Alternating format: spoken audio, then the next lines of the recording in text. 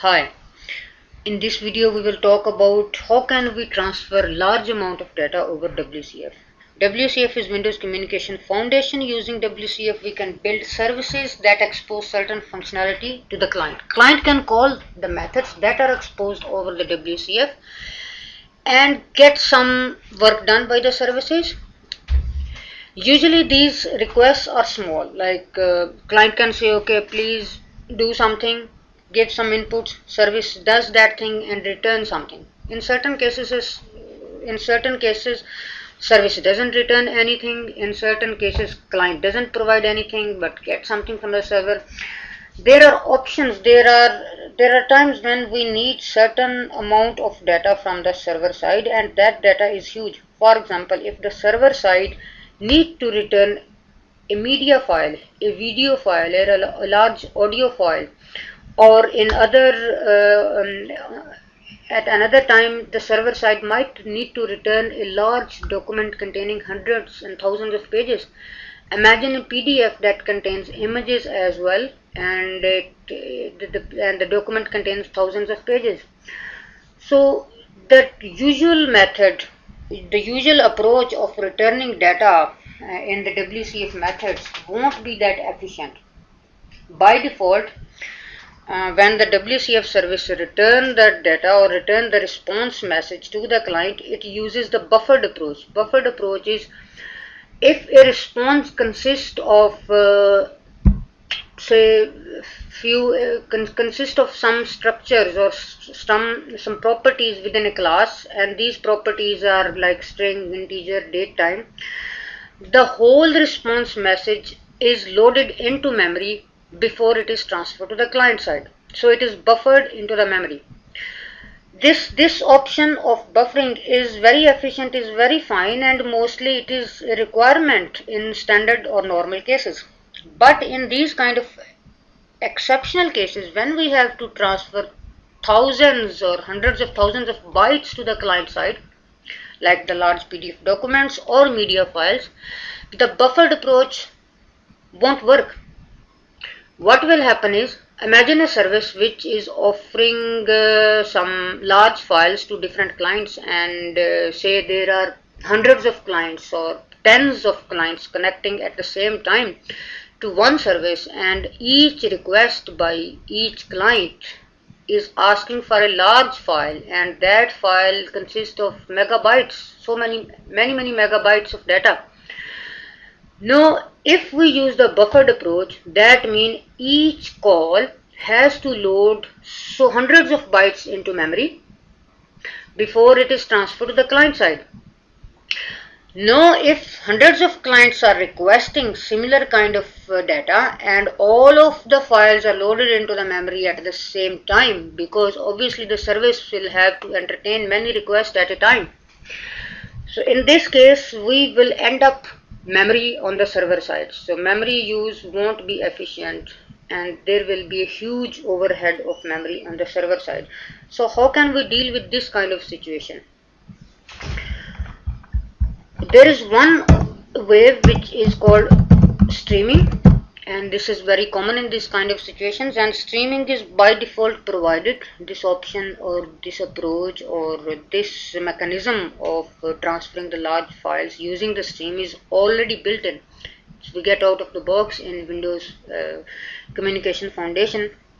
So what happens in streaming is we have to design our contract in a way like the method that transfers the large data from client to server or from server to client side has to pass or return system.io.stream object. System.io.stream object is a CLR type, and using this stream object we can peek, read, or we can read byte by byte. We can read the stream byte by byte. So if we use the streaming option, then what we will do at the WCF or the server side, we will expose a method, say download file, and download file will return the stream object, and on the server side it will open that stream based on whatever the file has to be transferred to the client side, and will hand over that stream object to the client. Now imagine The server side, it did nothing. It just opened the stream as it opened the file as a stream and has passed the object of the stream to the client side. The server hasn't loaded the file into memory. Nothing is done on the file yet. The client will now read from the stream. If the client read 10 bytes from the stream, the server will read 10 bytes and transfer to the client. If the client read 1000 bytes, it will read and transfer 1000 bytes. So on the server side, we are not loading the entire file into memory. So this approach is best in this kind of situation. This streaming option is best when we don't have our data into segments. Into it's one whole big large chunk of bytes. Then we should prefer to use streaming. But if we have our data which is already segmented, like number of records or rows or list of few objects, then the approach that we should use is the buffered one or the segmentation one, because in that case we do not have one stream of data. In that case we have different records. In this video we will not actually go through how we will implement streaming, but I just gave you an overview of what streaming is. But the streaming option best suits us when we have only one big large file or big chunk or stream of bytes. We do not have structured data. We do not have a data which is already segmented, like thousands of records or thousands of rows or thousands of items in the list. If we have that kind of segmented data, then we should consider of using a different approach. And that different approach, that is what we are going to discuss in this video. Also, if we use streaming, I don't know what will be the impacts on the interoperability. We are passing the system.io.stream object and the other words like Java word. I'm not sure they will know how to handle this system.io.stream object. So interoperability is in question. We need to check how can we consume a WCF service which is exposing streaming in a Java or in another word which is not Microsoft Word. So let's see if we can do it in a more simple way without exposing system.io.stream object. So the other object is like what we do, we pass the segments of data. Obviously, if we have to pass thousands of records in one go and each record consists of maybe few megabytes, then building up the whole message into memory is again a big overhead on the server side. So in that case, what we can do, we can prepare segments of data. For example, we can say, okay, in the first call or in the first response, we are going to return 200. A segment consists of few records. For example, maybe we can return 200 records in each segment. So if we are passing 1000 records, each record consists of few megabytes, so then we can pass 5 different segments. So in that case, we can build segments of our data, and in the first call only one segment will be loaded into memory. When that segment is passed to the client side or from the client to the server side, whichever way it is, the whole memory should be freed, and then the next segment will be loaded and will be passed to the other side. And similarly, we are reading segments and passing the segments. We are not loading the whole data or the whole response at once into the memory. That is the approach that we are going to see how it works. I already have built my sample projects that I'm going to show how it works. So in these sample projects, I have assumed like there is a print server, then there is a client. So the client send some data to the print server. Print server obviously is a WCF service. Okay. client sends something and server, it prepares the print data based on the request, and print data could be a PDF file, AFP file, Word document or something like that. But imagine this document, is it PDF or AFP or whatever, it consists of thousands of pages for one request. And now one PDF file containing images and text and this kind of data having thousands of pages in it will be huge. So the approach that I have used in my this sample, in the example that I'm going to show, is the client make a request and the server adds a request to the queue and return. So client make a request and that request goes to the server, and server doesn't immediately gives the response to the client. So this call, what it does, it just add the request to a queue on the server side and return back to the client like, hey, thank you, I have got your request, I will process it and will come back to you soon.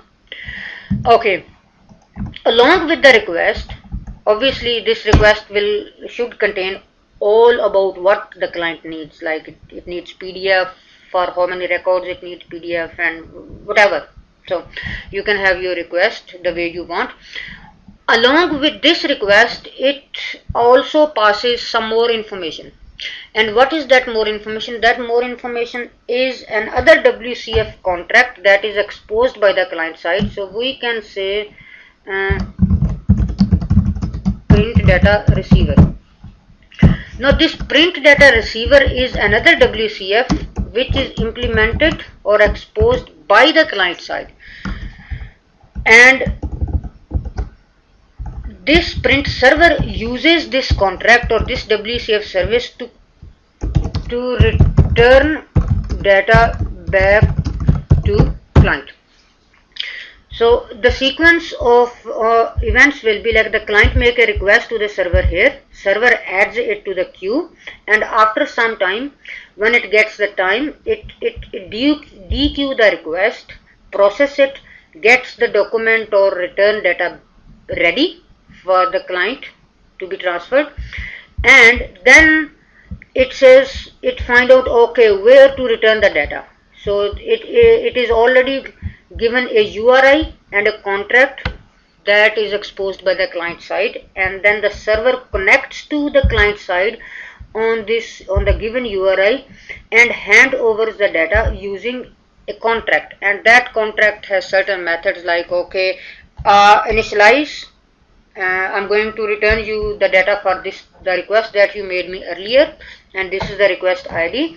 Now I'm going to start the data. Then it says, okay, submit data, submit data, submit data, or we can have return data, or put data. It keeps on calling the return data or submit data for each segment.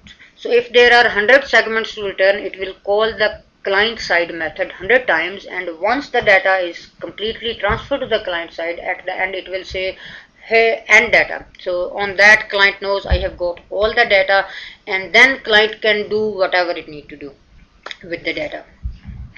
Okay, in this approach, the server it prepares the segment, one segment at a time. So it loads the data from the persisted storage. It should load. In my sample, there is no persistent storage. I assume there is a database or some other storage. It loads the data from that storage, prepare one segment, hand over to the client. Now, if client client knows what to do with this segment. If the client has to print all the pages that it receives in that segment, it can print immediately and can get rid of that segment from memory.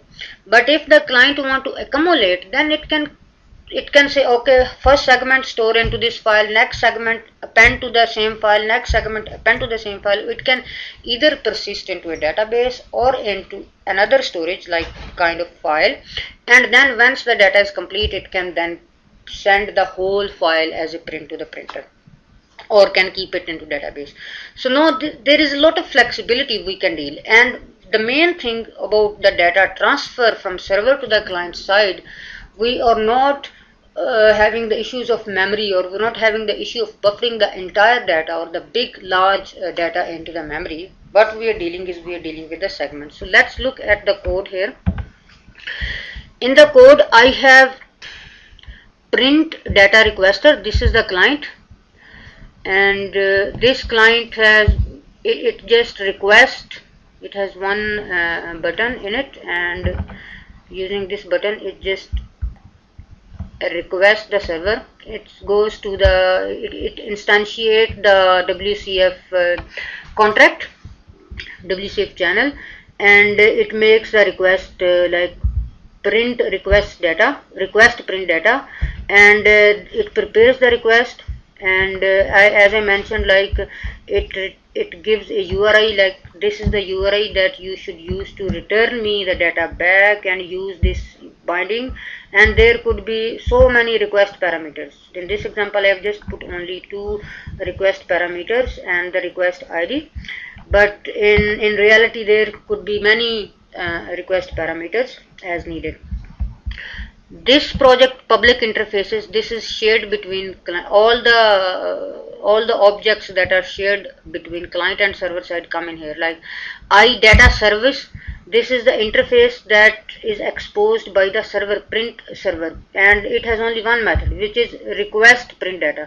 So client will in the beginning will call this method, which is request print data, will pass the request information, and server will add this request to the queue, and then after some time it will respond back to the client. And what interface the server will use to respond back? The client has to expose this interface, which is iData receiver.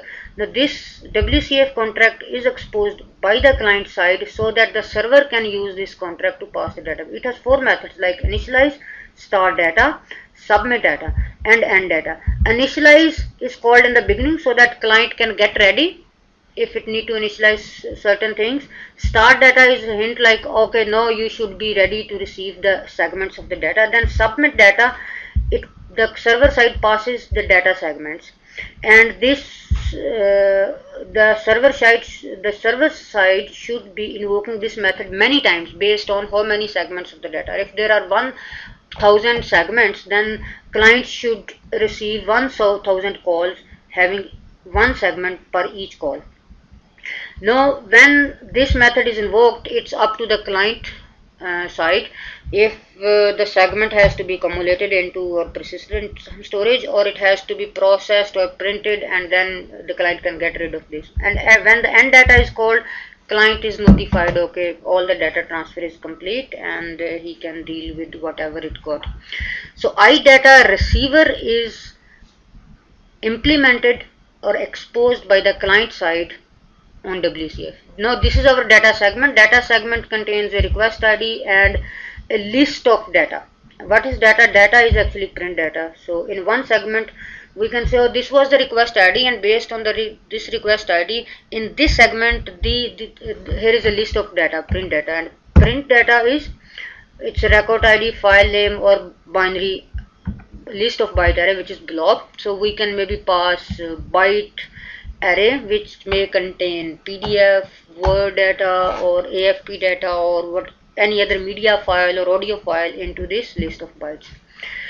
And this print data, say 200 objects of this print data can go in one segment, or 100 can go in one segment, or 1000 of the print data objects can go in one segment. It's up to us. We need to see how big our print data object is and what is the efficient number, what number best suit us that can go in one segment. Okay, then this is the print data receiver service. So this is the client side, this is the UI, and this is the service on the client side which will receive the data. It actually implements this iData receiver interface. So we have initialize method.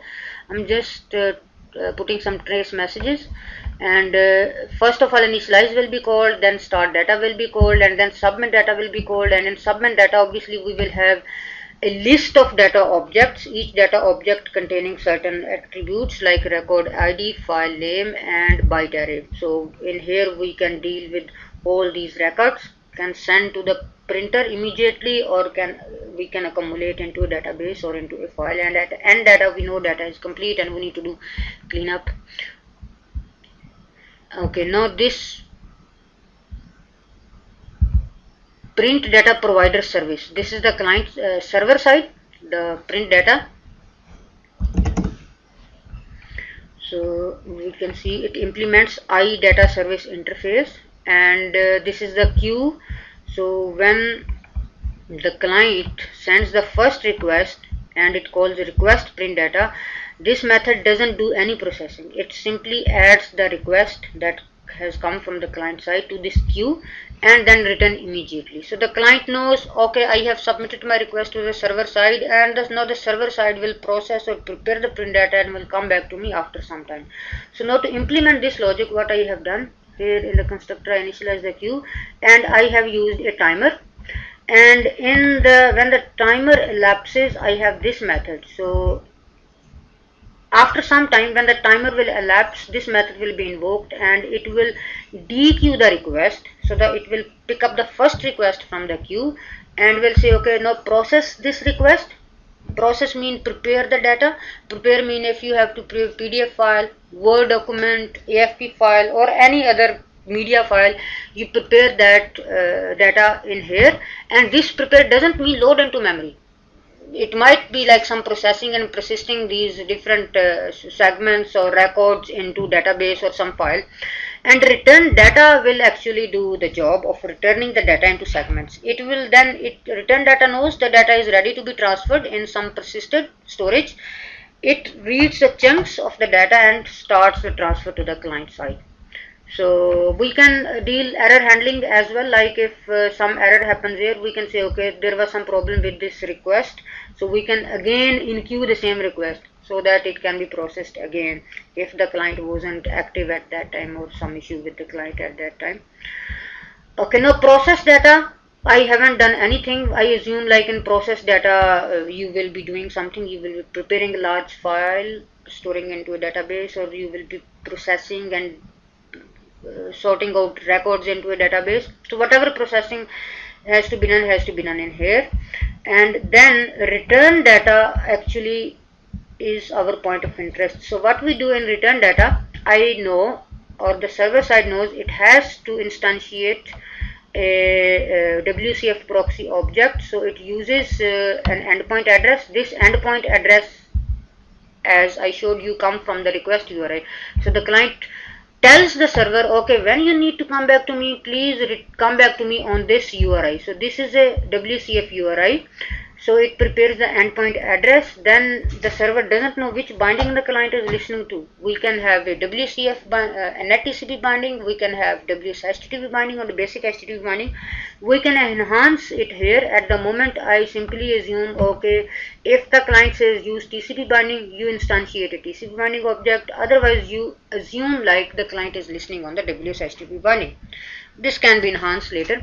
So whatever binding the client uses, it instantiates that binding and then create the channel factory, and from the channel factory it creates the data receiver. Now this interface is implemented by the client, and we assume the client now is listening at this interface or at the given URI. So the first method the server side calls is initialize, and in the initialize say, hey, initialize yourself, you send me this request, I'm going to come back to you for this request. And then it says start data. Okay, now I'm going to start the data transfer. Well, you can combine these two methods as one method as well, if based on your requirement. Then the server side has this data segment provider. So I have implemented a separate module which deals with preparation of or processing of the segments. So this data segment interface has some methods which says, okay, has data. We need to check, okay, do you have some more data? If you have some more data, give me next segment. More data, give me next segment. You have more data, give me next segment. So at the moment I have only added two methods, like has more data or get next segment. So if you have more data, then give me the next segment. So that's what we are doing here is data segment provider, get data segment provider, and in the constructor I have passed two parameters. One is segment size. I have said, okay, my segment size is only 3 records, but usually it should be hundreds of records because the segment should not be that small. But for debugging purpose, I have set this number to a small amount. Usually it should be 100 records, 200 records, and maybe 500 records. So one segment should contain at least 100 records. But if our record is too big, then maybe we can set 3, 4, or 5 records per segment. And then request ID goes to the segment data provider, and it then returns us an object which implement the iData segment provider. And on this we obviously put a while loop and say you have more data, has data. If you have data, then give me the next segment. It prepares the next segment, and then over here we use this data receiver object to submit data to the client side. So if we have 10 segments, this loop will run 10 times and each segment will be prepared. Now this get next segment prepares the segment at when it is invoked.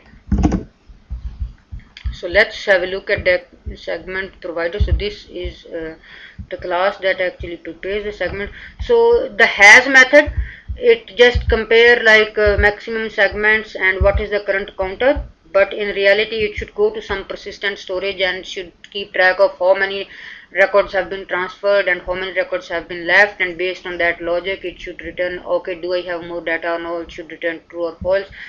Then get next segment, this segment should really go to database or file, load those number of records which should go into that segment, and then prepare the print data or data segment object. Data segment object, it initializes data segment object that contain request ID and data.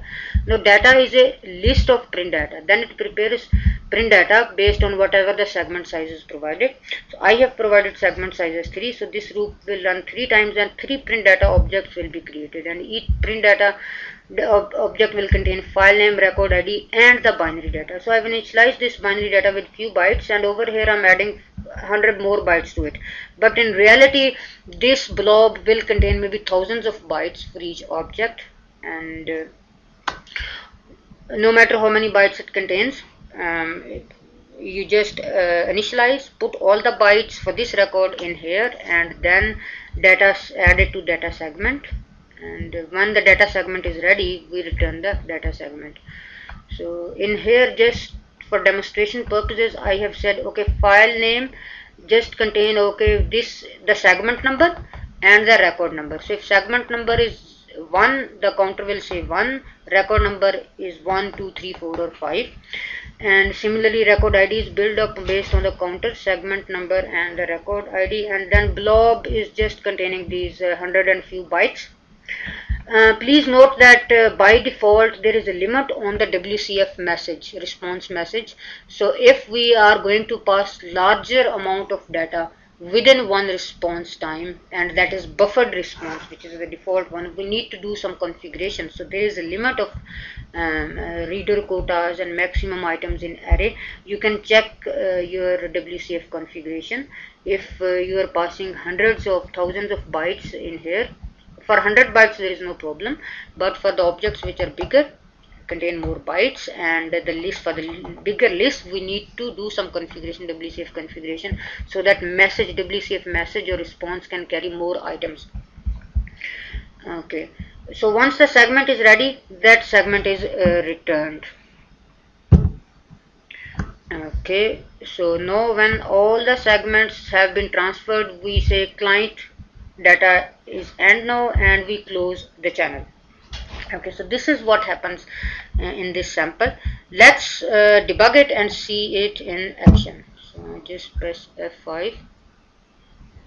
So first of all, I will make a request to the server like, oh, I need the print data. So this request is like, I initialize a binding server side proxy object, and it's iData service interface which is implemented by the server side, and the method is request print data. I create this request with ID 11, and this is the URI where the client will be listening for the response.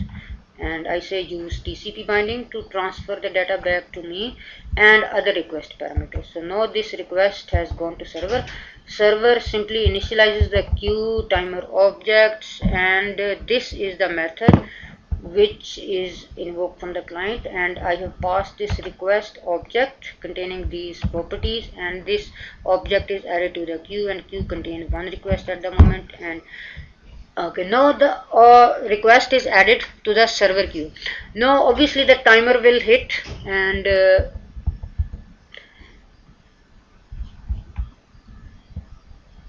okay, based on that timer it has called this return data. So we were here, this timer hit, and this timer say okay, process data and return data. So process data is invoked, and now we just had our breakpoint into return data.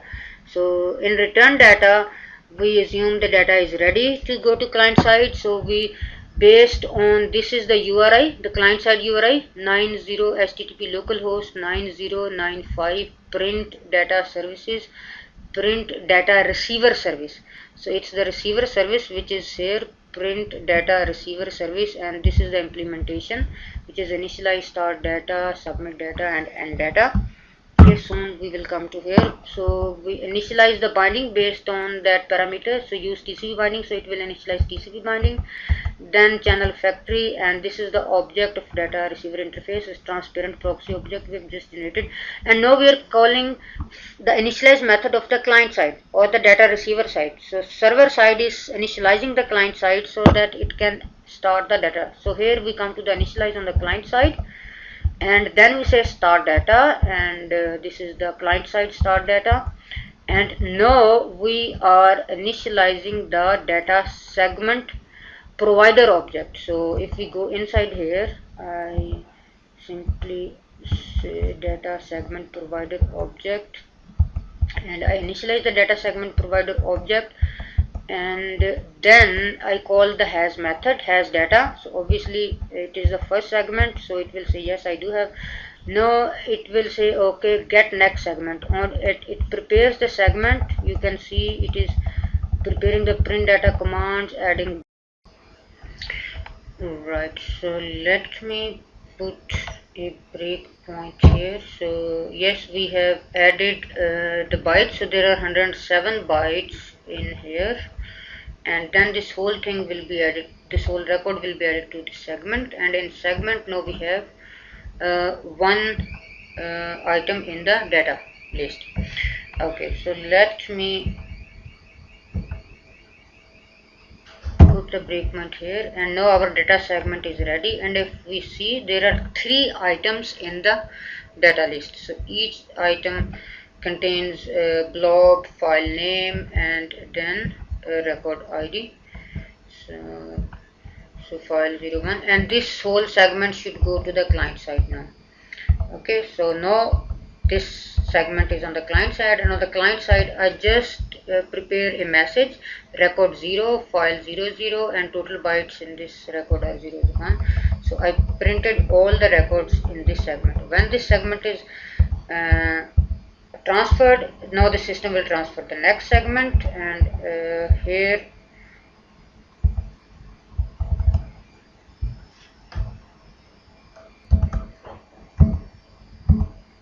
okay, so we are getting different segments. We should get 5 segments, and that's it. So now we have got this data transfer going to end, and we can see the messages. So this is our first segment up to here, and then second segment starts from here to here, and then third segment from 202122, fourth segment, and fifth, and actually we got 6 segments. So because 0 to 5, so we got 6 segments past the client side, and then at the end we got this end data method invoked, and in the end data method invoked, the client can finalize whatever it has to finalize. And if it is actually dealing with each segment and getting rid of this segment before it gets the next segment, fine, then it doesn't need to do, maybe it doesn't need to do anything in end data.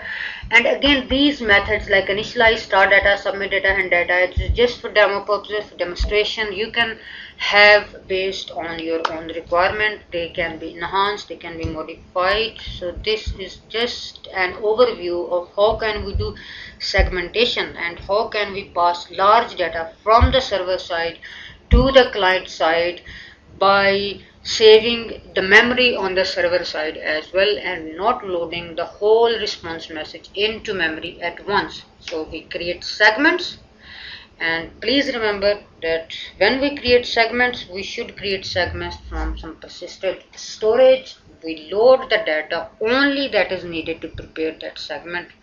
We transfer the segment to the client side. We get rid of that data from the server side. Then go and load the next segment and transfer the next segment. On the client side, maybe we don't have that issue of the memory because client at one time is dealing only with one large file, while the server might be dealing with so many clients with so many method requests and so many large data files. So we need to be more focused on the memory of the server side. So server should read segments of data, transfer to the client, and client has the option either to process each segment individually or to keep accumulated all these segments into one file or into database, and can have a large file at the end when the data transfer ends, and can deal or print or do whatever at the end of the transfer, or if it is dealing with the data for each segment while it is processed. Again, that approach is okay and is flexible on the client side. So we have another option other than the streaming, and the advantage of this option is like we stick to the basics of WCF. We don't have to pass the stream object. Interoperability is not a problem. The interface that client has to implement can be exposed over basic HTTP, can be exposed on any binding, and the server, no matter it is wherever it is, it can use any of the binding to pass the data back to the client side. And our client side now can be any side. It can be done in Java, it can be BizTalk side or any side. So we with this approach we are using the basics of the WCF. Interoperability is not in question, and we also have a better chance to deal with the exception or error handling as well. Like if while the client is transferring one segment and something goes wrong, we have the option to try to transfer the same segment again, or we can retry to transfer the same segment maybe 3 or 5 times. And again, even if the segment fails for 5 times or any number of configured times, we still have the option either we reject that transfer overall, or we reject that transfer at that time and then add this to the end of the queue, to the bottom of the queue, so that after when the queue is finished, this request can be retried again. So again, this whole request can be retried. We can handle that approach as well. And when we are retrying that request, we still have the option, like we can say, okay, maximum retries for this request is 5. So the one segment can be retried 5 times, and if that segment retries fails, we can have the option to retry the whole request for 5 times. And then we can say, okay, even if the request retries also fails for all the configured times, then maybe we can send some error through a different channel to the client side. Like we have tried number of times to transfer the data, but every time we got this error. So we have different options to deal with the errors as well. And again, as with this approach, we can talk on different bindings. Like the server can expose itself on WS-HTTP binding, and client can expose on WS-HTTP as well, and both can go on NetTCP binding or basic HTTP binding as well. And now imagine we are transferring large amount of binary data, which in any case, when we're transferring the large data, it will be most of the case time it is binary data blob, byte array. So if we are using NetTCP binding, we don't need to worry about this encoding stuff as well. If we are using basic or WS-HTTP, yes, then in that case we need to use mTON. We need to convert the data. We actually don't need to convert, but we can ask WCF to use mTON encoding, and it will do everything for us. But if we are using NetTCP binding to transfer the data back to the client, and we are using NetTCP binding, we don't need to worry about all that, and so it's flexible on that side as well. Like if in our office we are trying to communicate over NetTCP, fine. If in another office this communication may happen on WSHTTP binding, fine. So we are flexible on that side as well. Okay, let's see what we do next.